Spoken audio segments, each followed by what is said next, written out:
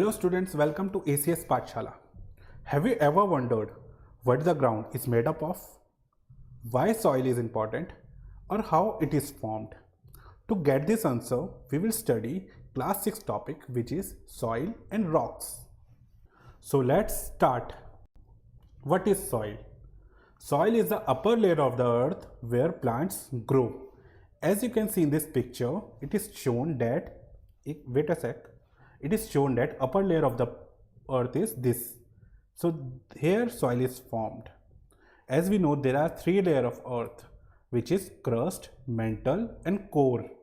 Core is divided into two parts, which is outer core and inner core. So upper level of the crust is where soil is formed. तो हमें ये पता चल गया कि crust के upper layer में सॉइल होती है. एक इम्पॉर्टेंट बात, प्लांट्स को ग्रो करने के लिए सॉइल की जरूरत पड़ती है. जैसे हमें ग्रो करने के लिए हम खाना खाते हैं, एनर्जी लेते हैं उससे, वैसे ही प्लांट सॉइल से फूड, वाटर और न्यूट्रिशन लेता है. इसलिए सॉइल बहुत ज़रूरी है. Now move to another slide. What soil contains? Soil में होता है सैंड, टूटे फूटे प्लांट्स, इंसेक्ट्स, और इनको डिकम्पोज कौन करता है? Micro organism. माइक्रो ऑर्गेनिज्म क्या करता है? इन सारी चीज़ों से न्यूट्रिशन को खींचता है और सॉइल को फर्टाइल करता है. फर्टाइल मतलब जिसमें आगे प्लांट्स उग सके. माइक्रो ऑर्गेनिज्म क्या करता है? जो प्लांट्स या एनिमल्स मर जाते हैं उनको छोटे छोटे पीसेस में न्यूट्रिशन में कन्वर्ट कर देता है ताकि सॉइल फर्टाइल हो जाए.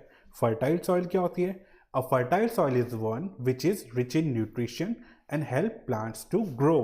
इसकी मदद से प्लांट ग्रो कर पाते हैं. Now move to another slide. How soil is formed? Soil form कैसे होती है? Soil होती है weathering down of rocks. मतलब जो चट्टानें या जो रॉक्स छोटे छोटे पीस में जब टूटती है तो उनसे ही सॉइल फॉर्म्ड होती है.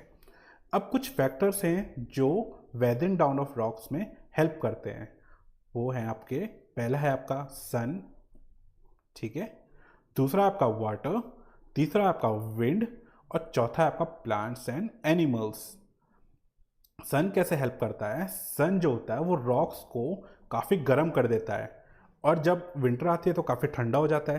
तो ऐसे ही गर्मी और ठंड जब आती जाती रहती है तो रॉक्स टूट जाते हैं. ऐसे ही आपका वाटर के फ्लो होने से जो रॉक्स है वो छोटे छोटे पीसेस में टूट जाते हैं. ऐसे ही आपका विंड जब फ्लो होती है तो इसमें फोर्स लगता है. फोर्स आपने पढ़ा है ना एक चैप्टर में. तो फोर्स लगता है तो आपका रॉक छोटे छोटे पीस में टूट जाता है. ऐसे आपका प्लांट्स है, ऐसे ही आपका एनिमल्स है. तो सॉइल को समझने के लिए हमें वेदरिंग डाउन ऑफ रॉक समझना पड़ा. और वेदरिंग डाउन ऑफ रॉक्स के लिए हमें पता होना चाहिए कि रॉक्स क्या होते हैं. जैसे कि हम इस एग्जाम्पल में देख सकते हैं, यहाँ पे एक घर बन रहा है. वेट अ सेक. यहाँ पे एक घर बन रहा है. तो घर के बाहर जो पत्थर लगे रहते हैं या जो घर के बाहर जो पत्थर लाए जाते हैं उनको हम बोलते हैं रॉक्स. और जैसे कि दूसरे एग्जांपल में बिल्डिंग डाउन ऑफ रोड्स में या बिल्डिंग ऑफ रोड्स में बड़े बड़े पत्थर लाए गए हैं ना, ये इन्हें रॉक्स कहते हैं. Rocks are commonly seen around us, मतलब हमारे चारों तरफ काफ़ी रॉक्स आती है. Now move to another slide. Commonly use rocks, मैंने आपको बताया था ना, रॉक्स हमारे चारों तरफ होते हैं. तो कॉमनली यूज रॉक्स हैं, पहला है आपका ग्रेनाइट. जैसे कि हम यहाँ देख सकते हैं, ये आपका ग्रेनाइट, ये काफ़ी हार्ड होता है. ग्रेनाइट के यूजेस होते हैं बिल्डिंग्स या रोड्स बनाने में. दूसरा आपका सैंडस्टोन जो कि थोड़ा सॉफ्ट होता है, जो कि स्टैचूज या फ्लोर में बनाने काम आता है. तीसरा आपका मार्बल, काफ़ी सुना होगा आपने, काफ़ी स्मूथ भी होता है. ये स्मूथ मतलब फ्रिक्शनलेस, मतलब थोड़ा चिकना. ये हाउसेस की टाइल्स में काम आता है. अगर आपको मेरा वीडियो पसंद आया और आपको कुछ डाउट है तो आप कमेंट कर सकते हो, या आपको किसी और टॉपिक में वीडियो चाहिए तो आप कमेंट में लिख देना. और फॉलो कर देना ACS पाठशाला को और बेल आइकन दबाना ना भूलें.